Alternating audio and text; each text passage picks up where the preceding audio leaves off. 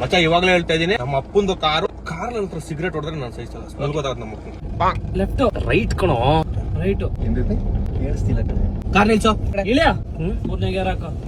ಬೋಳಿ ಮಗನೇ, ನೋಡ್ಕೊಂಡಕ್ಕಾಗಲ್ವ ನಿನ್ ಕೈಲಿ? ನಿನ್ನ ಅಮ್ಮನ್ ಮಾತಾಡ್ತಾರೇನೋ ಲೌಡೆ. ಮಚ್ಚ ಬಿಯರ್ ಬಾಟ್ಲ್ ಇಲ್ಲೋ? ಈ ಡ್ರಾವರ್ ಅಲ್ಲಿ ಸಿಗರೇಟ್ ಇದೆ, ಕುಡಿಲಿ.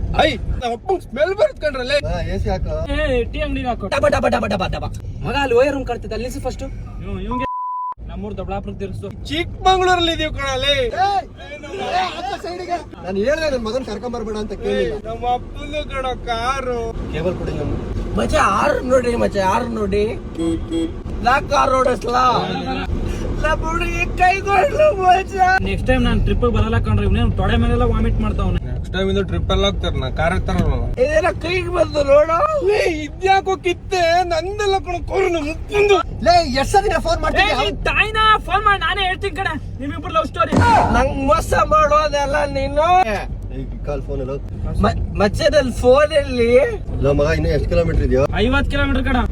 ಅವಾಗ್ಲೇ 51 150 ಕಣ ಹೇಳಿದ್ದು. ನಿನ್ನ ಪ್ರಾಣ ಮಚ್ಚ. ಆಯ್ತು ಆಯ್ತು ಆಯ್ತು. ಹಿಂದೆ ನೋಡ್ಕೊಂಡ ಟಚ್ ಆತ. ಬಾ ಬಾ ಬಾ ಬಾ ಬಾ.